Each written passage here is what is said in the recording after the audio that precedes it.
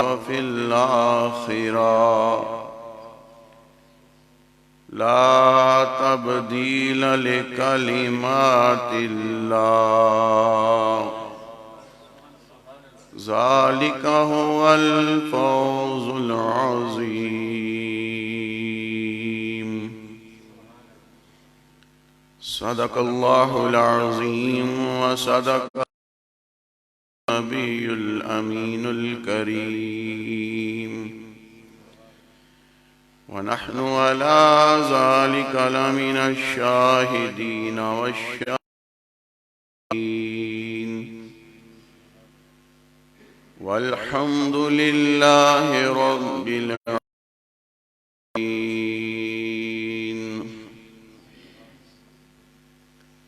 إن الله سيدي يا رحمة للعالمين، الصلاة والسلام عليك يا سيدي يا رسول الله، آل صحابي سيدي يا خاتم النبيين.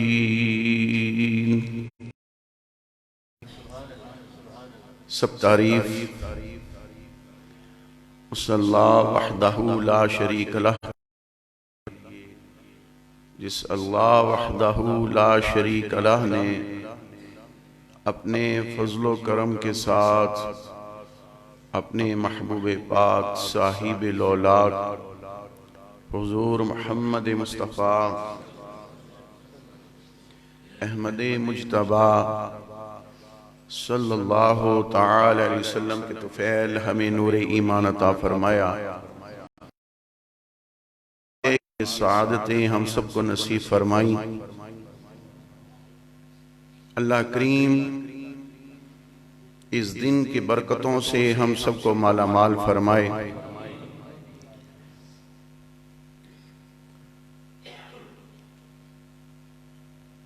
ہر بندہ یہ چاہتا ہے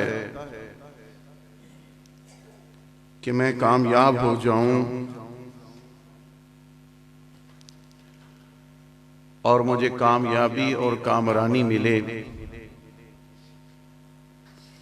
کوئی کاروبار کرے وہ یہ چاہتا ہے کہ مجھے کامیابی اور کامرانی ملے. کوئی اگر امتحان دیتا ہے تو وہ یہ چاہتا ہے کہ مجھے کامیابی اور کامرانی ملے. چاہے وہ شاہ ہے یا گدا ہے، فقیر ہے یا امیر ہے، جس کام میں بھی وہ قدم رکھے اس کی تمنا، اس کی آرزو، اس کی خواہش یہ ہوتی ہے کہ ہر میدان میں جہاں میں قدم رکھوں وہاں مجھے کامیابی ملے. ہر کسی نے کامیابی کی علیحدہ ڈیفینیشن کر رکھی ہے. کوئی یہ سمجھتا ہے کہ بہت زیادہ مال آ جانا میں کامیاب ہو گیا. کسی نے یہ سمجھ رکھا کہ بیرون ملک چلا گیا تو میں کامیاب ہو گیا. کسی نے یہ سمجھ رکھا کہ بہت زیادہ جائیداد آ گئی تو میں کامیاب ہو گیا. کسی نے سمجھ رکھا ہے کہ بہت زیادہ اولاد کا ہو جانا یہ کامیابی اور کامرانی ہے. لیکن دنیا کا انسان یہ سمجھتا ہے کہ مجھے کامیابی مل جائے اور دنیا والے مجھے یہ کہیں کہ تو کامیاب ہے، تیرا مقصد پورا ہو گیا. لیکن اگر دیکھا جائے تو بہت زیادہ مال آ جانا یہ کامیابی اور کامرانی نہیں. قارون کے پاس بہت زیادہ مال تھا، بہت زیادہ دولت تھی، اور میرے پیارے نبی کریم علیہ السلام نے ارشاد فرمایا کہ اس کے خزانے تھے، ان خزانوں کی چابیوں کو ایک پوری جماعت اس کو اٹھایا کرتی تھی۔ 70 کے قریب افراد قارون کے خزانوں کی چابیوں کو اٹھایا کرتے تھے۔ آپ خود اندازہ لگائیں کہ جس بندے کے خزانوں کی چابیاں 70 افراد اٹھائیں، اس کے پاس مال کتنا ہوگا، اس کے پاس جائیداد کتنی ہوگی۔ لیکن کامیابی اور کامرانی اس کو بھی نہیں ملی جس نے سمجھ رکھا تھا کہ بہت زیادہ میرے پاس مال ہے، بہت زیادہ جائیداد ہے۔ لیکن جب اللہ تعالیٰ کی پکڑ میں آیا قارون، تو اپنی مال اور جائیداد اور مکان سمیت زمین میں دنس گیا تھا۔ یہ کامیابی اور کامرانی نہیں۔ آج عرض کرنا چاہتا ہوں کہ ایک وہ ہے بندہ کہ جس کو لوگ کہیں کہ یہ کامیاب ہے، یہ لوگ کامیاب ہے، اس کے پاس بڑا مال ہے، اس کے پاس بڑی جائیداد ہے، اس کے پاس بڑی اولاد ہے، اس کے پاس سلطنت ہے، اس کے پاس بادشاہی ہے، اس کے پاس حکومت ہے، اس کے پاس جاہ و جلال ہے۔ لوگ اس کو کہیں کہ یہ کامیاب ہے، یا وہ خود سے سمجھے کہ میں کامیاب ہوں، لیکن در حقیقت میں اگر دیکھا جائے تو دین اسلام کا مطالعہ کیا جائے، انسان اور بندہ وہی کامیاب ہے جس کو میرا رب فرما دے کہ یہ بندہ کامیاب ہے، جس کو میرا اللہ فرما دے، خالق کائنات فرما دے، رب العالمین فرما دے۔ اور اللہ کریم نے بندوں کو سند بھی عطا فرمائی ہے کہ جنہوں نے میرے پیارے نبی کریم علیہ السلام کی صحبت اختیار کی، حضور علیہ السلام کی سنگت اور معیت میں رہے، حضور علیہ السلام کی ہمہ وقت زیارت کرتے رہے، تو خالق کائنات نے ان لوگوں کو سند عطا فرما دی۔ اب کوئی بندہ نماز پڑھے، روزہ رکھے، حج کرے، زکوٰۃ دے، صدقہ و خیرات کرے، تو بڑے مخصوص سے نہیں کہہ سکتا پائی جس نے اپنے آپ کو پاک کر لیا، اپنا تزکیہ نفس کر لیا، اپنے آپ کو پاک کر لیا۔ وَذَكَرَ اسْمَ رَبِّهِ فَصَلَّىٰ، اور خالق کائنات نے ارشاد فرمایا کہ پاک کرنے کے بعد میرے نام کا، میرے اسم کا ذکر کرتا رہا، فَصَلَّىٰ، اور نماز پڑھتا رہا۔ خالق کائنات نے ارشاد فرمایا اپنے دل کو پاک کرنے والا، اپنے تزکیہ نفس کرنے والا، خالق کائنات نے ارشاد فرمایا وہ بندہ فلاح پا جاتا ہے، وہ بندہ کامیابی پا جاتا ہے، وہ بندہ کامرانی پا جاتا ہے جب اپنے دل کا تزکیہ کرتا ہے، اپنے آپ کو پاک کرتا ہے، اور اس کے بعد اللہ کے نام کا، اللہ کے اسم کا ذکر کرتا ہے، اور اس کے بعد جب نماز پڑھتا ہے۔ خالق کائنات نے ایسے لوگوں کے لیے سند عطا فرما دی ہے کہ وہ بندے کامیاب ہیں کہ جن کا دل بھی پاک ہے، جن کا ظاہر اور باطن پاک ہے، اور پاک دل کے ساتھ، پاک ظاہر اور باطن کے ساتھ جب میرا ذکر کرتے ہیں اور نماز پڑھتے ہیں، میں رب کائنات یہ اعلان کر رہا ہوں کہ وہ بندہ کامیاب ہیں۔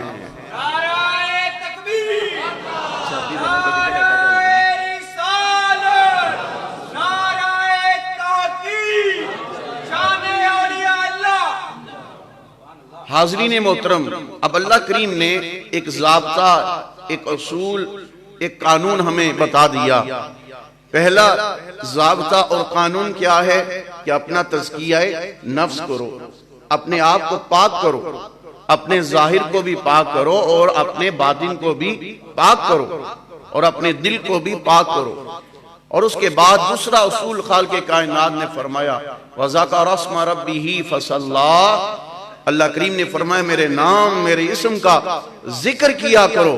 اور تیسرا اللہ کریم نے قاعدہ اور قانون یہ بتایا فَصَلَّى، اور میری نماز پڑھا کرو۔ پہلے فرما دیا کہ کامیاب ہیں ایسے لوگ۔ حاضرین محترم، اب یہاں پر بڑی توجہ طلب بات ہے کہ انسان کا ظاہر اور باطن کس طرح پاک ہوتا ہے۔ اب انسان کا یہ جسم ہے، اس جسم میں ایک مرکزی کردار دل کا ہے، اور دل ایک بادشاہ کی حیثیت رکھتا ہے۔ اگر دل مضبوط ہے تو پورا جسم مضبوط ہے، اگر دل کمزور ہے تو پورا جسم کمزور ہے، اور اگر یہ دل ہی ناپاک ہے تو پورا جسم ناپاک ہے۔ لہذا مرکزی کردار کو حاصل گا۔ اگر حوض صاف اور شفاف ہے تو اس میں گرنے والا پانی بھی آپ کو صاف اور شفاف ملے گا، لیکن اگر اس حوضی میں اس حوض میں اگر گند ہے، اگر گندگی ہے، اگر غلاظت ہے، یا اس طرح کی کوئی چیز اس میں ڈلی ہوئی ہے تو آب ٹوٹیوں میں جو پانی جائے گا، دراصل مرکزی کردار اس حوض کا ہے، بھی پہلے پانی اس میں آتا ہے، پھر آگے ٹوٹیوں کی طرف منتقل ہوتا ہے۔ بس یوں سمجھ لو کہ دل ایک حوض کی طرح ہے، اور جسم کے پورے اعضاء یہ ٹوٹیوں کی مانند ہے کہ جب اس دل کے اندر تیری پاکیزگی ہوگی، تیرے دل صاف ہوگا، تیرے دل شفاف ہوگا، تو جسم کے جتنے اعضاء ہیں اب اس دل میں جو بندہ اللہ کی یاد اور اللہ کے ذکر کو بسا لیتا ہے، اب جسم کے جتنے اعضاء ہیں جب دل صاف ہوگا، جب دل پاک ہوگا تو انسان کے سارا جسم کے اعضاء پاک ہوں گے، انسان کا ظاہر بھی پاک ہوگا اور انسان کا باطن بھی پاک ہوگا۔ انسان کا اگر دل پاک ہے، صاف ہے، شفاف ہے، تو اگر آپ کا حوض جو ہے، حوضی جو ہے، آج کل تو ٹینکیاں نکل رہی ہیں، ٹینکیاں بھئی اس کو کہتے ہیں گندی ہو گئی ہے، جالا لگ گیا ہے، اس کو صاف کرو، بھئی اس کو کیمیکل کے ساتھ صاف کیا جاتا ہے۔ اگر حوض گندا ہو جائے اور اس میں غلاظت آ جائے تو اس کو صاف کیا جاتا ہے۔ اسی طرح اگر انسان کا دل صاف نہ ہو، اگر یہی گندا ہو جائے تو اس کو پاک کرنے کے لیے اللہ کریم نے بتا دیا ہے، وہ بتایا یہ ہے کہ میرا ذکر کرنا، اور میرے ذکر کرنے کی بدولت سے میں رب کائنات تمہارے دل کو صاف کر دوں گا، تمہارے دل کو پاک کر دوں گا، تمہارے دل کی گندگی دور ہو جائے گی، تمہارا ظاہر بھی روشن ہو جائے گا اور تمہارا باطن بھی روشن ہو جائے گا۔ یہ مرکزی کردار ہے دل، اس کو مضبوط ہونا چاہیے، اس کو پاک بھی ہونا چاہیے، اس کو ستھرا بھی ہونا چاہیے، اس کو شفاف بھی ہونا چاہیے۔ حاضرین محترم، بس اس دل کا مرکزی کردار ہے۔ اگر اس دل میں اللہ کی یاد اور بندگی ہے تو انسان کا پورا جسم توانا ہے، انسان کا پورا جسم تندرست ہے۔ اور ایک بات ہے کہ اللہ کا ذکر کرنے سے پہلے دو چیزوں کا ہونا لازم ہے کہ انسان کا دل پاک اگر ہونا ہے اور پاک کرنا چاہتا ہے، شفاف کرنا چاہتا ہے، دل کی پاکیزگی طہارت چاہتا ہے، تو اسے دو کام اس کو کامل بنا دیتے ہیں، اکمل بنا دیتے ہیں۔ اس کی دل کی پاکیزگی کا سبب دو چیزیں ہوتی ہیں، ایک کسی کی نگاہ پڑ جائے تب دل صاف ہو جاتا ہے، اور ایک اللہ کا ذکر کیا جائے تب بندے کا انسان کا دل صاف ہو جاتا۔ دو چیزوں سے دل پاک ہوتا ہے، صاف ہوتا ہے، ستھرا ہوتا ہے، شفاف ہوتا ہے، تندرست ہوتا ہے، بلکہ یوں کہہ لو توانا ہوتا ہے۔ کب؟ جب دل پاک ہوتا ہے۔ اس میں دو باتیں ضروری ہیں۔ پہلی بات نگاہ، کسی کی نگاہ پڑ جائے اچھا آپ ہوز کو لیتے ہیں، اس کو صاف تو کرتے ہیں نا، کیمیکل اس سے صاف کیا جاتا ہے۔ اب دل کی پاکیزگی کے لیے بھی ایک نسخہ کیمیا عرفاء نے فرمایا ہے۔ وہ نسخہ کیمیا کیا ہے کہ اپنے اللہ کا ذکر جب تم کرتے ہو نا، تمہاری آنکھوں سے جو آنسو بہتے ہیں، جو آنسو نکلتے ہیں، وہ تمہارے دل کی گندگی اور تمہارے دل کی غلاظت کو دور کر دیتے ہیں۔ جب تمہارا دل صاف ہو جائے گا تو صاف کیسے ہوگا؟ جب اللہ کا ذکر کرنے سے اور کسی اللہ والے کی نگاہ پڑ جانے سے تمہارا دل پھر ایسے صاف اور شفاف ہو جائے گا، اور تمہاری آنکھوں سے نکلنے والے آنسو، تمہاری آنکھوں سے نکلنے والا پانی تمہارے دل کی غلاظت اور تمہارے دل کی گندگی کو دور کر کے اس کو صاف بھی کرتا ہے، اس کو ستھرا بھی کرتا ہے، اور اس کو شفاف بھی کرتا ہے، اس کو ستھرا بھی کرتا ہے۔ کب؟ جب عاجزی اور انکساری کر کے جب آنکھوں سے آنسو نکلتے ہیں نا، جیسے جیسے بندے کے آنسو نکلیں گے، جیسے جیسے آنکھوں سے پانی بہے گا اللہ کی یاد اور اس کے ذکر میں، تو ہوگا کیا؟ پھر دل پر جو گندگی ہے، دل پر جو میل ہے، دل پر جو غلاظت ہے، وہ آہستہ آہستہ دور ہو جائے گا، اور اس دل میں اللہ کی یاد کے علاوہ کوئی اور نہیں آئے گا۔ اور یہ کب ہوتا ہے؟ دل کا پاک ہونا، کسی کی نگاہ پڑ جائے، جب نگاہ پڑے گی پھر ذکر کرے گا، اور ذکر میں بھی لطف آئے گا۔ بھئی پاک کرنے کے لیے کوئی نہ کوئی نسخہ کیمیا اور عرفاء نے بیان فرمائے ہیں، بس اس کو اپنا لینا چاہیے۔ پہلی بات کیا ہے؟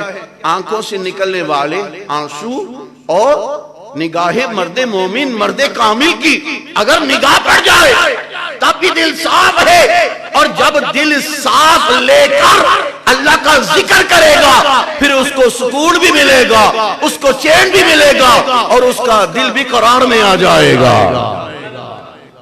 لیکن اگر دل ہی اس کا پریشان ہے تو دل میں غلاظت ہے، گندگی ہے، تو ذکر بھی کرتا رہے، ہو کی ضربے بھی لگاتا رہے، تو پھر اس کو وہ کمال درجہ نہیں ملے گا، اس کو وہ لطف اور سرور اور کیف نہیں آئے گا۔ آؤ یہ دل صاف کرنے والے کچھ ایسے اہل اللہ بھی ہیں جن کو میرے خالق کائنات نے اولیاء کرام کہا ہے، اولیاء کرام ہیں، اور یہ اپنی نگاہ سے جو اللہ پاک نے ان کو عطا فرمائی ہے، ایک شان، ایک عظمت اور ایک رتبہ، یہ اللہ تعالیٰ کی عطا کی ہوئی شان سے جس پر نگاہ ڈالتے ہیں اور جو ان کے دامن سے وابستہ ہو جاتا ہے اس کا دل پہلے صاف ہوتا ہے، جب دل صاف ہوتا ہے پھر اس کا دل اللہ کے ذکر کی طرف مائل ہو جاتا ہے۔ یہ اہل اللہ ہے۔ اور میں یہاں پہ عرض یہ کرنا چاہوں گا کہ خالق کائنات نے سورہ یونس اٹھا کے دیکھ لے، اللہ کریم نے فرمایا الا ان اولیاء اللہ لا خوف علیہم ولا ہم یحزنون، خبردار بے شک جو میرے اولیاء کرام ہیں ان پر کوئی خوف نہیں اور نہ وہ غمگین ہوں گے۔ اللہ کریم نے فرمایا خبردار، اور پھر تنبیہ ہے، پہلے فرمایا خبردار جو میرے اولیاء کاملین ہیں ان پر کوئی خوف نہیں اور نہ وہ غمگین ہوں گے۔ مطلب کیا کہ ان کے دل میں جو اہل اللہ ہوتے ہیں، جو اولیاء کاملین ہوتے ہیں، ان کے دل میں اللہ کی یاد کے سوا کوئی اور نہیں ہوتا، بلکہ اس دل میں جو اہل اللہ کا دل ہوتا ہے وہ اللہ تعالیٰ کی یاد اور اس کی ذکر میں زندگی بسر کرتا ہے۔ جو اہل اللہ ہوتے ہیں ان کے دل میں اللہ کی یاد کے سوا اور ذکر کے سوا کچھ نہیں ہوتا، اور اللہ کریم نے فرمایا کوئی خوف نہیں، یعنی کہ یہ اللہ تعالیٰ کا ڈر اور خوف رکھتے ہیں، دنیا دار کے کسی کا بھی خوف ان کے دل میں نہیں ہوتا، اور پھر قیامت کا روز جب ہوگا اور یہ غمگین بھی نہیں ہوں گے۔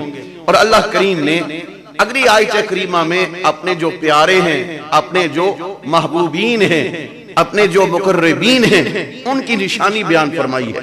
اور نشانی پہچان کیا ہے کہ جو اہل اللہ ہوتے ہیں جو اولیاء کاملین ہوتے ہیں ان کی پہچان اور نشانی یہ ہے الذین آمنوا وکانوا یتقون. اللہ کریم نے فرمایا وہ ایمان والے ہوتے ہیں اور ساری زندگی وہ تقوی اختیار کرتے ہیں. پہلی نشانی کیا ہے؟ ایمان.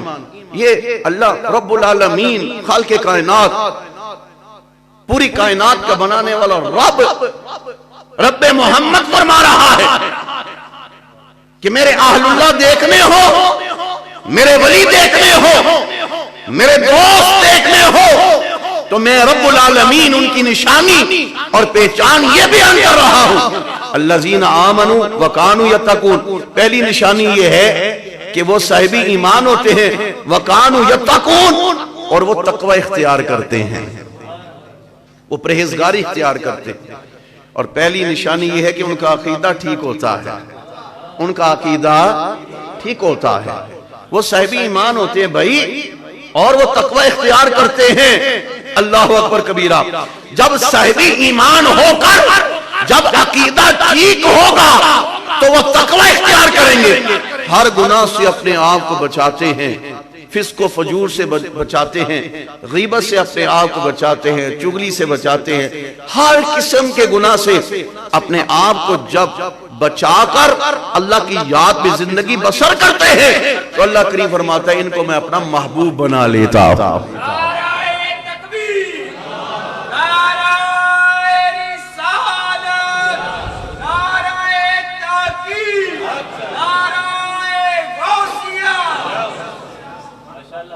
بھئی اسادہ سا آسان سی بات ہے، کوئی مشکل بات نہیں کہ اگر آپ نے دیکھنا ہو تو قرآن مجید کا مطالعہ کریں. یہ آیت کریمہ پہچان خالق کائنات نے بیان کرنا کہ وہ صاحب تقوی ہوتا ہے، صاحبان تقوی ہوتے ہیں وہ لوگ اور ایمان والے ہوتے ہیں، ان کا عقیدہ ٹھیک ہوتا ہے. اور یہاں پر یہ عرض کرنا چاہوں حضور علیہ السلام کی بارگاہ میں صحابہ اکرام رضوان اللہ تعالی علیہم اجمعین نے عرض کیا تھا یا رسول اللہ صلی اللہ علیہ وسلم میرے آقا جو اللہ کا ولی ہوتا ہے اس کی پہچان اور نشانی کیا ہے؟ تو تیرے اور میرے نبی کریم علیہ السلام نے بھی بتا دیا. بڑا آسان ہے، بڑا سادہ ہے، سمپل سا ہے، کوئی مشکل بات نہیں کہ جو اللہ کا ولی ہو، جو اللہ کا دوست ہوتا ہے، جو اللہ کا مقرب ہوتا ہے، جو محبین میں سے ہو اللہ کے، جو مقربین ہو اللہ تعالیٰ کے، ان کی نشانی اور پہچان اور رب نے بھی بیان فرمائی ہے اور ہمارے پیارے مصطفیٰ کریم علیہ السلام نے بھی بیان فرمائی ہے. پہچان کیا حضور نے یا رسول اللہ صلی اللہ علیہ وسلم میرے آقا جو اہل اللہ ہوتے ہیں، اللہ کے ولی اور دوست ہوتے ہیں، ان کی نشانی اور پہچان کیا ہے؟ تیرے اور میرے نبی کریم علیہ السلام نے ایک اصول بتا دیا ہم غلاموں کے لیے. حضور نے فرمایا میرے غلاموں سنو، جو اللہ کا ولی ہوتا ہے نا، جو اللہ کا دوست ہو، جو اللہ کا مقرب ہو، جو اللہ تعالیٰ کا پیارا ہو، محبوب ہو، اس کی نشانی میں محمد کریم علیہ السلام بیان کر رہا ہوں. حضور نے فرمایا اس کی نشانی اور پہچان یہ ہے کہ جب اس کی مجلس میں بیٹھو، جب اس کی صحبت میں بیٹھو، سنگت اور معیت میں بیٹھو، تو جب اس کے چہرے کو دیکھو تو تمہیں رب کی یاد آ جائے، سمجھ لو یہ اللہ کا ولی ہے. جب اس کے چہرے کو دیکھو تو تمہیں رب کی یاد آ جائے، رب کی یاد آ جائے، خدا یاد آ جائے، سمجھو یہ اللہ کا ولی ہے. ان رحمت اللہ قریب من المحسنین. اللہ کریم نے فرمایا جو میرے محسنین ہیں نا، جو میرے مقربین ہیں، جو میرے پیارے ولی ہیں، میری رحمت ہمہ وقت چماچم ان کے ارد گرد برستی رہتی ہے. اور یہاں پہ اور عفا نے ایک اور نقطہ بیان کیا، پلے باندھ لو، جو 40 دن نہائے نہ، مسجد کا رخ ہی نہ کرے، اس کو پاکی اور پلیتی کا پتہ ہی نہ ہو، جبہ کبہ پہن کے کہے جی بس میں ہی کچھ ہوں، میں ہی سب کچھ ہوں، نہیں بھائی وہ نہیں پہچان ہے. اور میرے نبی کریم علیہ السلام نے بھی فرما دیا الطہور شطر الایمان، صفائی نصف ایمان ہے. تو جو 40 دن حجامت ہی نہ بنوائے، جس نے غسل ہی کبھی نہ کیا ہو، جس نے وضو ہی نہ کبھی کیا ہو، اللہ اکبر کبیرہ، جس سے عجیب قسم کی بدبو آئے، وہ اللہ کا ولی نہیں ہوتا. وہ اللہ کا پیارا اور محبوب نہیں ہوتا. محبوب وہی اللہ کا ہے, اللہ کا پیارا وہی ہے, اور اللہ کا دوست وہی ہے, اور اللہ کا مقرب وہی ہے, اور اللہ کا محبوب وہی ہے کہ جب اس کے چہرے کا نظارہ کرو تو تمہیں رب کی یاد آ جائے. سمجھ لو یہ اللہ کا پیارا ہے, یہ اللہ کا مقرب.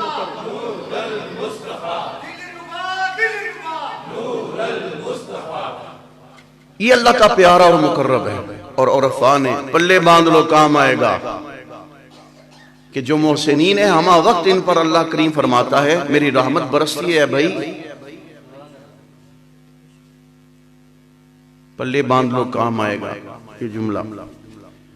اور عرفاء نے ایک اور نقطہ بیان فرمایا کہ اصل میں جو اللہ کا دوست ہو, دیکھنا ہو تو جب اس سے مصافحہ کرو نا, جب اس کے ساتھ جب مصافحہ کرو, سلام لو, جب ملو, ایک تو ہے چہرے کو دیکھنا, یہ میرے مصطفیٰ کریم علیہ السلام نے بیان فرما دیا. اب چہرے کو بھی دیکھو, رب کی یاد آ جائے, اور جب اس سے مصافحہ کرو, جب اس سے ملو تو تمہیں چین اور سکون اور اطمینان محسوس ہونا, سمجھو یہ اللہ کا ولی ہے. بڑا سکون ملے, چین ملے, قرار ملے. بندہ بے چین ہو تو چین میں آ جائے, بے قرار ہے قرار میں آ جائے, تو سمجھ لو یہ اللہ کا ولی ہے, یہ اللہ کا مقرب ہے, یہ اللہ کا دوست ہے. اللہ اکبر کبیرہ. اور میرے مصطفیٰ کریم علیہ السلام نے اس کی پہچان بھی بیان فرما دی ہے. پھر آگے کیا فرمایا, اگلی آیت کریمہ نوٹیبل ہے, لہم البشرا فی الحیات الدنیا وفی الآخرہ لا تبدیل لکلمات اللہ ذالک هو الفوز العظیم. اللہ کریم فرماتا ہے جن کو میں اپنا بنا لیتا ہوں نا, اپنا پیارا, اپنا محبوب, اپنا ولی بنا لیتا ہوں, پھر ان کے لیے دنیا کے اندر بھی بشارتیں ہیں, اور جب اپنی قبروں کے اندر جاتے ہیں تو پھر وہاں جا کر بھی خالق کائنات فرماتے ہیں ان کے لیے میں نے بشارتیں رکھی ہیں. صرف دنیا کے اندر نہیں, بھئی قرآن ہے, رب فرما رہا ہے. تو یہ اہل اللہ جو ہوتے ہیں, اللہ کریم فرماتے ہیں ان کے لیے دنیا میں بھی خوشخبریاں ہیں اور آخرت میں بھی خوشخبریاں ہیں. عالم دنیا میں بھی خوشخبریاں اور عالم برزخ میں بھی خوشخبریاں ہیں. لہم البشرا فی الحیات الدنیا وفی الآخرہ. آگے اللہ کریم نے پتہ ہے کہ ارشاد فرمایا لا تبدیل لکلمات اللہ. اللہ کریم نے فرمایا میں جو کہہ دوں وہ تبدیل نہیں کرتا, وہ جملے تبدیل نہیں ہوتے, وہ جملے بدلتے نہیں, وہ جملے تبدیل نہیں ہوتے. میں رب ہو کر کہتا ہوں کہ جو میرے پیارے ہو جاتے ہیں, جن کو اپنا پیارا بنا لوں, اپنا مقرب بنا لوں, اپنا محسن بنا لوں, اپنا محب بنا لوں, پھر اللہ فرماتا ہے کہ دنیا کے اندر بھی اس کو میں رب العالمین عزت عطا فرماتا ہوں, اور جب اپنے مزاروں میں جاتے ہیں تب بھی ان کو عزت عطا فرما دیتا. بھئی یہ اہل اللہ اللہ کے دوست ہیں, تو اللہ فرما دے جن کو یہ میرے ہیں, جن کو رب فرمائی یہ میرے دوست, یہ میرے پیارے, یہ میرے قرب والے, یہ میرے نزدیکی, اور میری عطا سے ہر کسی کو عطا کرنے والے ہیں. میری عطا سے ہر کسی کو عطا کرنے والے ہیں. اب پلٹو یہاں پہ اگلا جملہ یہ اپنی دل کی تختی پر نوٹ کر لو. اللہ فرماتا ہے یہ میرے ہیں. تو کب بنتے ہیں؟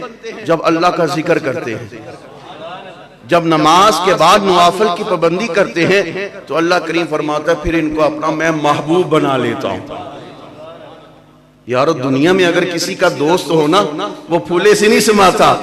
میرا فلانا دوست ہے بھائی, میرا فلانا سجن ہے, میرا فلانا بیلی ہے, میرا فلانا سجن ہے, وہ پھولے سے نہیں سماتا.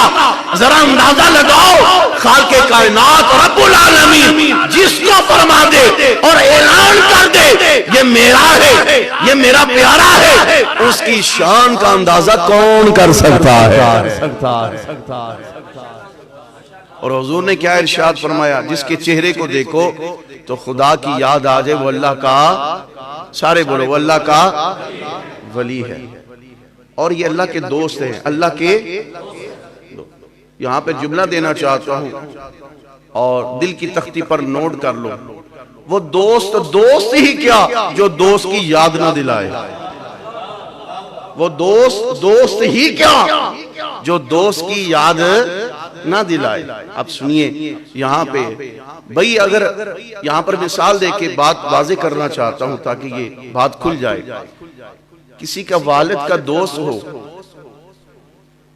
اور اس کے ساتھ اٹھنے بیٹھنے والا ہو، گفت و شنید کرنے والا ہو، ہمہ وقت اس کی مجلس میں بیٹھنے والا ہو، تو پھر اس کی مجلس میں بیٹھنے والا، صحبت میں بیٹھنے والا وہ اس سے واقف ہوتا ہے. دوست کے واقف ہوتا ہے، رازدان بھی ہوتا ہے. ہمہ وقت جو ساتھ رہتے ہیں ہر بات کا پتہ ہوتا ہے. اچانک سے مثال دینا چاہتا ہوں کہ ایک بندے کا والد فوت ہو جائے کہ اب جب اس کا دوست ملتا ہے، اس کے والد کا جب دوست ملے گا اس کے بیٹے کو، تو بیٹا کہے گا بھئی آپ کو میں نے دیکھا ہے تو مجھے اپنی والد کی یاد آ گئی ہے. بھئی ایسے ہوتا ہے کہ نہیں؟ ہوتا ہے نا. آپ کو میں نے دیکھا کہ آپ میرے والد کے ساتھ بھئی اس طرح بیٹھتے تھے، باتیں کرتے تھے. آپ کو میں نے دیکھا تو مجھے اپنے والد کی یاد آ گئی. جو دنیا سے چلے گئے بس یوں سمجھ لو کہ یہ اللہ کے محبوبین اور مقربین اور محبین اور محسنین جو ہیں یہ اللہ کے دوست اور مقرب ہوتے ہیں. بس جو ان کے چہرے کی زیارت کرتا ہے وہ گویا ایسے ہے کہ جیسے اللہ تعالیٰ کے پاس بیٹھا ہوا ہے. میں نہیں کہتا، اشرف علی تھانوی نے لکھا، امداد المشتاق میں لکھا، کہا اگر کوئی یہ چاہتا ہے کہ میں اللہ تعالیٰ کے قرب میں بیٹھوں، اللہ کی نزدیکی میں بیٹھوں، تو اس کے چاہیے کسی اللہ والے کی صحبت میں بیٹھ جایا کرے. فرمایا دنیا کے اندر میں اس کو بشارتیں عطا فرماتا ہوں اور بعض الوصال بھی ان کو بشارت. فرمایا میرے کلمے تبدیل نہیں ہوتے. ذالک هو الفوز العظیم، یہ ہے کامیابی، یہ ہے کامیابی، بہت بڑی کامیابی خالق کائنات نے بیان فرما دی. اب حاضرین محترم عرض یہ کرنا چاہتا ہوں کہ دل کی پاکیزگی اور طہارت کسی کی نگاہ پڑ جائے تب بھی دل پاک ہوتا ہے. اس دل کو پہلے پاک ہونا چاہیے، پھر اللہ کا ذکر کرے، پھر سرور بھی آئے گا، پھر چین بھی آ جائے گا، پھر رنگ بھی لگے گا. اور یہ کب ہوتا ہے؟ جب کسی اللہ والے کی صحبت میں بیٹھا ہو، مجلس میں بیٹھا ہو، کسی کے ساتھ سنگت اور معیت رکھتا ہو. اور جو آل اللہ ہوتے ہیں نا، اللہ کے ولی ہوتے ہیں، اللہ کریم فرماتا ہے ان کو میں نے اپنا محبوب بنا لیا ہے. اور جبریل کو اللہ کریم فرماتا ہے جبریل میں فلاں بندے سے محبت کرتا ہوں، تو بھی اس سے محبت کر. اور آسمان والوں کو بتا دے کہ رب العالمین فلاں بندے سے محبت کرتا ہے، آسمان والوں تم بھی ان سے محبت کرو، تم بھی اس سے محبت کرو. پھر آسمانی مخلوق ان سے محبت کرتی ہے. کس سے؟ اللہ کے ولی جو ہوتے ہیں، جو اللہ کے دوست اور مقرب اور محبین ہوتے ہیں. پھر آسمانی جب مخلوق اس سے محبت کرتی ہے پھر زمین پر ندا دے دی جاتی ہے اور کہا جاتا ہے آسمان والے فلاں بندے سے محبت کرتے ہیں اور اللہ بھی اس بندے سے محبت کرتا ہے، تم بھی اس سے محبت کرو، کیونکہ اس لیے کہ رب العالمین اس بندے سے محبت کر رہا ہے. آج لوگ بڑی باتیں کرتے ہیں اور کہتے جی مزارات پہ چادریں بھی چڑھائی جاتی ہیں اور وہاں جی یہ بھی ہوتا ہے، وہاں جی یہ بھی ہوتا ہے، مزارات پہ چادریں چڑھاتے. میں نے کہا یہ شان اللہ نے ان کو عطا فرمائی ہے، یہ شان اللہ نے ان کو عطا فرمائی ہے. بھئی جو دنیا دار ہوتا ہے اس کی قبر پر دیا جلتا نہیں، تو جو اللہ والا ہوتا ہے اس کی قبر پر دیا کبھی بجھتا نہیں. اور یہ دیا آگ کا دیا نہیں ہے، یہ وہ چراغ آگ کا چراغ نہیں ہے، پامبڑ جو بچائے آگ کے وہ نہیں، بلکہ یہ وہ دیا ہے. اگر کسی نے دیکھنا ہے تو میرے داتا حضور جا کر دیکھ لے، وہاں تمہیں کوئی قرآن کی تلاوت کرتا نظر آئے گا، کوئی ذکر و فکر میں تمہیں مشغول نظر آئے گا، کوئی وہاں. یہ دیا بھئی وہ دیا ہے، یہ دیا وہ دیا ہے کہ قرآن کی تلاوت وہاں ہو رہی ہے. بابا فرید چلے جاؤ، سلطان باہو چلے جاؤ، مہر علی چلے جاؤ، میرے اعلیٰ حضرت امام اہل سنت کے مزار پر چلے جاؤ، حضور محدث اعظم پاکستان رحمت اللہ تعالی علیہ کے مزار شریف پہ چلے جاؤ، تمہیں نظر آ جائے گا کہ وہاں کوئی نہ کوئی بندہ تمہیں نظر آئے گا، وہاں کھڑے ہو کر کوئی قرآن کی تلاوت کر رہا ہے، کوئی میرے مصطفیٰ کریم علیہ السلام پر درود و سلام پڑھ رہا، درود و سلام پڑھ رہا۔ اور بعد از وصال بھی اللہ کریم ان کو یہ شان عطا فرماتا ہے، اور ان کے ساتھ جڑنے والے وہ محروم نہیں رہتے، بلکہ اللہ ان کو بھی شان عطا فرما دیتا۔ حضرت شیخ سعدی شرازی رحمت اللہ تعالی علیہ آپ نے سمجھانے کے لیے یہ بات کہی، کہا میں نے مٹی کو اٹھایا، مٹی کو اٹھایا اور اٹھا کر سونگا تو اس سے گلاب کے پھول کی خوشبو آ رہی تھی، گلاب کے پھول کی خوشبو آ رہی تھی۔ تو حضرت شیخ سعدی شرازی رحمت اللہ تعالی علیہ فرماتے ہیں کہ میں نے مٹی سے پوچھا کہ تیرا خاصہ نہیں خوشبو دینا، لیکن تجھ سے بھی گلاب کے پھول کی خوشبو آ رہی ہے، وجہ کیا ہے؟ تو وہ مٹی بول کر کہنے لگی دراصل میرا خاصہ نہیں خوشبو دینا، کچھ عرصہ میں گلاب کے پھول کے ساتھ جو تنا تھا نا اس کے ساتھ جڑی رہی، اب گلاب کے پھول نے اپنا رنگ مجھ پر چڑھا دیا ہے، تب مجھ سے خوشبو آ رہی ہے، تب گلاب کے پھول کے خوشبو آ رہی ہے، اپنا رنگ مجھ پر چڑھا۔ حضرت جنید بغدادی رحمت اللہ تعالی علیہ، جنید بغدادی رحمت اللہ تعالی علیہ، آپ یہ بدترین مخلوق میں سے ہے کتا، آپ نے توجہ فرمائی، جب توجہ فرمائی اسے صاحب کمال کر دیا، کتے کو صاحب کمال کر دیا، اور نظر جب لگائی دیکھا کتے کو صاحب کمال کر دیا۔ اب شہر میں کتا جدھر جدھر جاتا ہے دوسرے کتے اس کے پیچھے پیچھے چلتے ہیں، پیچھے پیچھے چلتے ہیں، پیچھے پیچھے چلتے ہیں، اور جہاں وہ کتا جا کر بیٹھ جاتا ہے شہر کے تمام کتے اس کے ارد گرد بیٹھ کر اس کو دیکھتے رہتے ہیں۔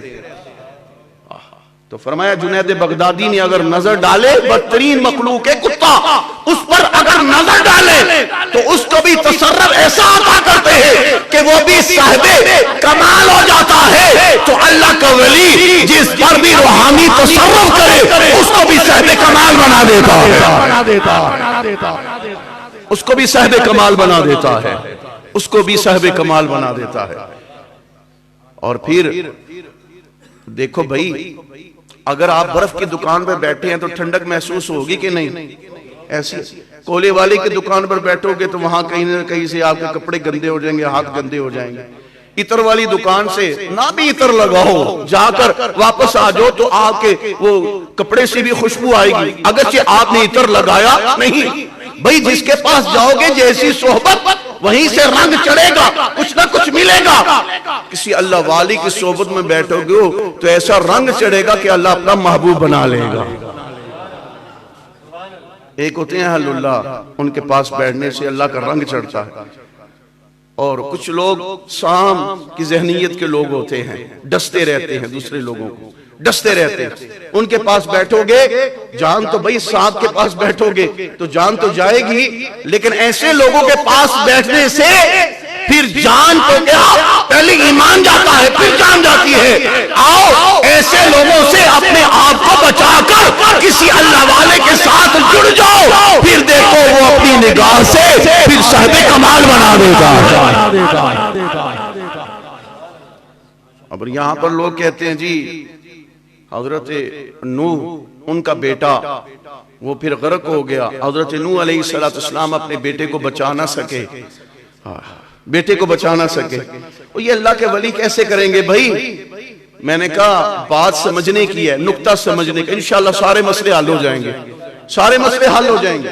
یہ بات سمجھنے کی ہے بھئی، نوح علیہ السلام کا بیٹا مثال لوگ دے بھئی اپنے بیٹے کو نہ بچا سکتے، اتنی قدرت رکھتے ہوتے، اتنی پاور اور یہ شان رکھتے بیٹے میں۔ اللہ بات اصل میں یہ ہے کہ وہ حضرت نوح علیہ السلام سے جدا ہوا تھا، جدا ہوا تھا، ساتھ آیا نہیں، بیٹھا نہیں۔ اب ایمان سے بتاؤ حضرت نوح علیہ السلام نے جب کشتی، وقت نہیں ہے، میں صرف اشارہ دینا چاہتا، تفصیل میں نہیں جانا چاہتا، حضرت نوح علیہ السلام نے کشتی کو تیار کیا اور اس میں لوگوں کو بٹھایا.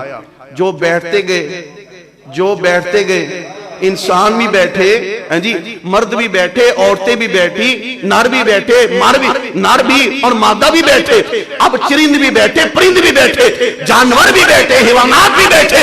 اب جو نوح علیہ السلام کے ساتھ جڑ گئے, مجلس میں بیٹھ گئے, بات کو مان لیا, وہ تر گئے. جو جدا ہوئے نوح سے, اگرچہ نوح علیہ السلام کا بیٹا تھا, اللہ کریم نے فرمایا مجھے ایسے لوگوں کی ضرورت نہیں, میں تو ایسے لوگوں کو پسند کرتا ہوں جو میرے نبی سے جڑ جائے.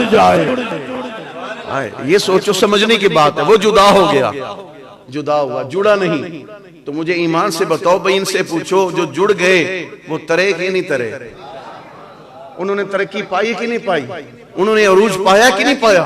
انہوں نے کمال ڈالا ہے کہ نہیں ڈالا؟ کمال پایا ہے کہ نہیں پایا؟ حاضرین محترم, عرض یہ کرنا چاہتا ہوں, بس کسی کے ساتھ کوئی جڑ جائے تو پھر جو اپنا رنگ ہوتا ہے پھر اس پر بھی وہ چڑھا دیتا ہے. بھئی آپ کہیں گے کس طرح؟ میرے نبی کریم علیہ السلام حضرت ابوبکر صدیق رضی اللہ تعالیٰ عنہ حضور کے ساتھ ہیں. 3 دن غار میں رہے, 3 دن غار میں رہے. جب غار میں رہے, غار سے نکلے, مدینہ المنورہ کی جانب روانہ ہوئے. اب لوگ استقبال کے لیے آ رہے ہیں, زیارت کے لیے آ رہے ہیں.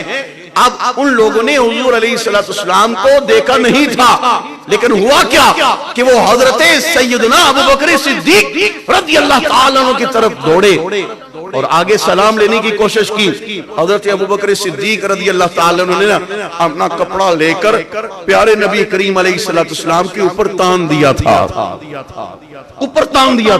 کہا میں تو غلام ہوں, یہ میرے آقا ہے. عرض یہ کرنا چاہتا ہوں کہ اگر ابوبکر صدیق 3 دن میرے مصطفیٰ کی صحبت میں رہے, سنگت اور مائیت میں رہے, میرے مصطفیٰ اپنی نگاہ سے ایسا فیض عطا کرتے ہیں کہ اپنا رنگ اپنے غلام پر چڑھا دیتے ہیں. اب لوگوں میں پہچان کرنی مشکل ہے, لوگوں میں پہچان کرنی مشکل ہے. اور حضرت ابوبکر صدیق اوپر کپڑا تان دیتے ہیں, کہا میں تو غلام ہوں, یہ تو میرے آقا ہے. اب اس نگاہ نبوت کی بات, ایک ہے نگاہ نبوت اور ایک ہے نگاہ ولایت. یہ ساری خیراتیں مصطفیٰ کریم علیہ السلام کا صدقہ ہے. حضور اپنی نگاہ فیض سے اولیاء کاملین کو فیض عطا کرتے ہیں اور اولیاء کاملین پھر مخلوق میں اس کو تقسیم کر دیتے ہیں. اس نگاہ نبوت کا فیض کیا تھا کہ ابو بکر آئے, ان کو صدیق بنا دیا, عمر آئے فاروق اعظم بنا دیا, عثمان آئے ذوالنورین بنا دیا. اس نگاہ نبوت کا فیض کیا تھا کہ اگر علی آئے ان کو بھی باکمال بنا دیا, اگر کالے رنگ کا بلال حبشی آتا ہے پھر حضور ایسی نگاہ اور توجہ فرماتے ہیں کہ حضرت بلال کے دل کو ایسا صاف کرتے ہیں کہ صحیح معنوں میں وہ مصطفیٰ کے غلام بن جاتے ہیں. ارے وہ لوگ جو بتوں کی پوجا کرنے والے, بتوں کو خدا ماننے والے, الہ ماننے والے, حضور نے ایسی نگاہ ڈالی, دل کی پاکیزگی اور طہارت ایسی ملی, تقوی ایسا ملا کہ ان کو ایسی پاکیزگی ملی, دل صاف ہو گیا اور صحیح معنوں میں رسول اللہ کے غلام بن گئے. ابن عمیر, اب 2 باتیں عرض کر کے میں اجازت چاہوں گا. فتح مکہ کے 2 دن بعد میرے مصطفیٰ کریم علیہ السلام آپ طواف کر رہے ہیں بیت اللہ شریف کا, اور ابن عمیر چادر اوڑی ہوئی ہے, خنجر لیا ہوا ہے بغل میں, اور اس تاڑ میں ہے کہ ابھی میں مسلمانوں کے نبی محمد کریم علیہ السلام پر وار کروں گا اور کام تمام کر دوں گا. میں نے کہا ارے وہ ان کا یہ خیال اور تصور تھا, لیکن مصطفیٰ کی نگاہ اور توجہ ایسی تھی کہ اگر عمر بھی آئے سر لینے کے لیے مصطفیٰ نے توجہ فرمائی, اور پھر عمر ایسے غلام بنے کہ سر دینے پر مجبور ہو جاتے. بلال بھی پھر پکے غلام اور عاشق صادق بن جاتے ہیں. اب بغل میں چھرا لیا ہے، خنجر، اوپر کپڑا لیا، طواف کر رہے ہیں، اس تاڑ میں کبھی میں حملہ کرتا ہوں۔ اچانک سے حضور علیہ السلام کی نگاہ پڑی، ابن عمیر وہاں کھڑا ہے، بغل میں چھرا، خنجر لیے، اوپر کپڑا اوڑا ہوا ہے۔ حضور تشریف لائے، حضور نے فرمایا ابن عمیر دل میں کیا سوچ رہا ہے؟ اور یہ کلمہ پڑھ کے کہتا ہے نبی علیہ السلام کو دیوار کے پیچھے کا علم نہیں۔ حضور فرماتے ہیں ابن عمیر دل میں کیا سوچ رہا تھا؟ کہنے لگا جی کچھ نہیں سوچ رہا تھا، بس اللہ اللہ اللہ اللہ کر رہا تھا۔ میرے مصطفیٰ کریم علیہ السلام نے جو اس نے چادر اوپر اوڑی ہوئی تھی اس کو ہٹایا۔ حضور نے فرمایا یہ دیکھ تیری بغل میں خنجر کس کے لیے ہے؟ کپ کپی تاری ہوگی، کپ کپی تاری ہوگی، کانپنے لگا۔ اب حضور کی ذات وہ ہے، وقت نہیں ہے ورنہ یہ میں مزید بات عرض کرتا، حضور کی ذات وہ ہے کہ جو دلوں کے حال اور سوچنے کو بھی جانتے ہیں۔ پھر کبھی انشاءاللہ موقع کوئی ایسا میں انشاءاللہ یہ عرض کروں گا۔ حضور علیہ السلام نے کپڑا ہٹا کر فرمایا یہ خنجر کی کپ کپی تاری ہوگی، کہ میں نے تو دل میں سوچا ہوا تھا اور انہوں نے اپنی نگاہ سے دیکھ لیا، میرے دل کے حال اور کیفیت کو دیکھ۔ میرے مصطفیٰ کریم علیہ السلام نے اپنی نگاہ اور توجہ ڈالی ابن عمیر پر۔ اب توجہ جب ڈالی اور حضور نے اپنا ید اللہ والا ہاتھ دل پر رکھا، ابن عمیر کہتے ہیں کہ پہلے یہ دل میں مصطفیٰ کا بغض تھا، حضور کی عداوت تھی، حضور کی دشمنی تھی، یہ دل میلا تھا، کچیلا تھا، گندگی غلازت سے بڑا بڑا تھا، لیکن مصطفیٰ کا ہاتھ لگا، بس حضور کا ید اللہ ہاتھ لگنے کی دیر ہے میرا دل صاف ہو جاتا ہے۔ پہلے اس دل میں حضور کی دشمنی تھی، عداوت تھی، اور کہنے لگے بس جب سے حضور نے ید اللہ والا ہاتھ رکھا پھر میرے نبی سے زیادہ مجھے اور کوئی محبوب نہیں تھا، پھر میرے نبی کے علاوہ مجھے اور کوئی محبوب نہیں تھا۔ توجہ فرمائی، دل کی دنیا کو بدل کے رکھ دیا۔ حضور نے دل کی غلاظت اور گندگی کو نگاہ نبوت سے ایسا پاک صاف طیب و طاہر کیا اور ایسا کمال بنا دیا ابن عمیر کو کہ حضور کی غلامی نصیب ہو جاتی ہے، حضور کی غلامی نصیب ہو جاتی ہے۔ آخری بات، اور وقت نہیں ہے، میں آخری بات عرض کر کے اجازت چاہوں گا۔ حضرت بایزید بسطامی رحمت اللہ تعالی علیہ، آپ کے محلے میں ایک فاحشہ عورت آ گئی، رنڈی آ گئی، اور لوگ جانے لگے اس کے کوٹھے پر۔ حضرت بایزید بسطامی رحمت اللہ تعالی علیہ کو خبر ملی، آپ نے اپنا مصلی بچھایا، وہ عورت فحاشہ کے دروازے پر، اور کوئی بھی غلط نیت سے لوگ آتے حضرت بایزید بسطامی کو دیکھتے پلٹ جاتی۔ ایک دن گزرا، دوسرا دن گزرا، اب فحاشہ عورت پریشان ہو گئی ہے کہ میری روزی روٹی بند ہوگی۔ لوگ آتے تھے، پیسے دیتے تھے اور اپنی ہوس پوری کرتے تھے۔ حضرت بایزید بسطامی کو وہ فحاشہ عورت کہتی ہے اب سنیے کہ ایک ولی کی نگاہ کہاں تک کام کرتی ہے۔ اور وہ فحاشہ عورت پتہ کیا کہتی ہے؟ کہتی آپ کا کام ہے اللہ اللہ کرنا، مسجد میں جائیں اللہ کا ذکر کریں، آپ اللہ کے نیک بندے ہیں، آپ کا یہاں پہ کیا کام ہے؟ آپ اپنے مسجد میں جائیں، مدرسے میں جائیں، وہاں جا کر اللہ اللہ کریں، آپ کا یہاں پہ کیا کام ہے؟ حضرت بایزید بسطامی رحمت اللہ تعالی علیہ آپ نے فرمایا یہاں سے نہیں جاؤں گا بلکہ آج رات کسی گھر میں گزاروں گا۔ اب یہ بڑی عجیب بات تھی، فحاشہ عورت پریشان ہوگی کہ میرے تو اس گھر میں عجیب عجیب لوگ آتے ہیں اور اپنی ہوس پوری کرتے ہیں، پیسے دیتے ہیں، چلے جاتے ہیں۔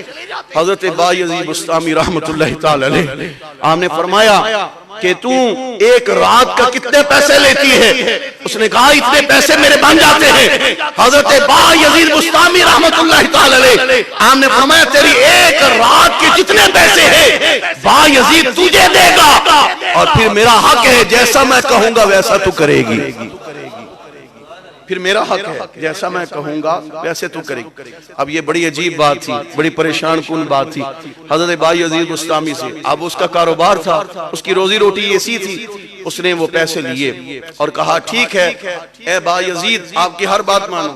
رات کا جب وقت کچھ گزرا آپ نے کہا بھئی میں نے پیسے تجھے دیے، کہا دیے، کہا چلو اب میرے کہنا مانو۔ اب اس کے خیال اور تصور میں کوئی اور تھا، لیکن حضرت بایزید بسطامی رحمت رحمت اللہ تعالی علیہ نے کہا سب سے پہلے وضو کرو اور وضو کرنے کے بعد نفل کی ادائیگی کرو. اس نے وضو کیا, اب پیسے لیے ہوئے, کمنٹ معاہدہ ہو چکا تھا, ہر بات مانوں گی. وضو کیا جلدی سے اور نفل کے لیے کھڑی ہوگی, قیام کیا, رکوع کیا, سجدہ کیا. ادھر با یزید بسطامی جو اللہ کے ولی, جو اللہ کے دوست, اور اللہ ان کی بات کو رد نہیں کرتا, وقت نہیں ہے. ادھر حضرت با یزید بسطامی رحمت اللہ تعالی علیہ نے جب اس فاحشہ عورت نے اللہ کی بارگاہ میں سجدہ کیا, حضرت با یزید بسطامی نے جو اللہ کے دوست تھے اللہ کی بارگاہ میں ہاتھ اٹھا دیے. الہ العالمین, با یزید کا اتنا کام تھا کہ اس کو تیری بارگاہ میں لا کے کھڑا کرنا. یا اللہ تو سجدہ قبول کرے نہ کرے, لیکن یا اللہ ایک بات ایسی ہے کہ جو تیری بارگاہ میں با یزید یہ کہنا چاہتا ہے, میری اتنی سکت نہیں, طاقت نہیں تھی, اپنی کمزوری کے سبب سے میرے میں جو ہمت تھی میں نے اس کو تیری بارگاہ میں لا کے کھڑا کر دیا ہے. اب اگلا کام مالک و مولا تیرا ہے. اگلے جملے حضرت بائی بسطامی نے دعا میں پتہ کیا کہے, یا اللہ تو اس کے سجدے کو قبول کرے نہ کرے, لیکن یا اللہ میں تیری بارگاہ میں با یزید ایک ہی دعا کرتا ہوں, تو اس کی دعا حضور علیہ السلام کا صدقہ وسیلہ پیش کیا. حضرت با یزید بسطامی رحمت اللہ تعالی علیہ نے یہ کہا, یا اللہ تجھے صدقہ محمد کا, پیارے نبی کریم علیہ السلام کے تصدق میں حضور کا وسیلہ با یزید تیری بارگاہ میں پیش کرتا ہے. حضور کے وسیلے کے سبب سے با یزید ایک ہی کہتا ہے, سجدہ قبول کر نہ کر, قیام قبول کر نہ کر, رکوع قبول کر نہ کر, لیکن صدقہ محمد کا با یزید ایک ہی بات کہتا ہے, اے اللہ صدقے محمد میں اس کی دل کی دنیا کو بدل دے, اس کی دل کی کیفیت کو بدل دے, اس کے دل میں جو میل کچیل غلاظت گندگی نحوست ہے یا اللہ اس کو دور کر دے. ادھر سجدے سے سر اٹھایا فاحشہ عورت نے, اور جب سجدہ سے سر اٹھا کے تشہد میں سلام پھیرنے کے بعد آہوزاری کر رہی ہے, رو رہی ہے, حضرت با یزید کی طرف دیکھ کر فاحشہ عورت کہنے لگی, اے با یزید تیری نگاہ کا کمال ہے, میرے دل پر ایسی چوٹ لگی ہے کہ اب میں وہ کام چھوڑ کر صحیح معنوں میں مصطفیٰ کی غلام بن گئی. میں استغفار کرتی ہوں اپنی اللہ کی بارگاہ میں, ایک با یزید اگر نگاہ ڈالے تو دل کی کیفیت اور دنیا بدل جائے, اور وہ فاحشہ عورت پھر ایسی عارفہ بنتی ہے کہ با کمال اللہ کریم اس کو بنا دیتا ہے. وما توفیق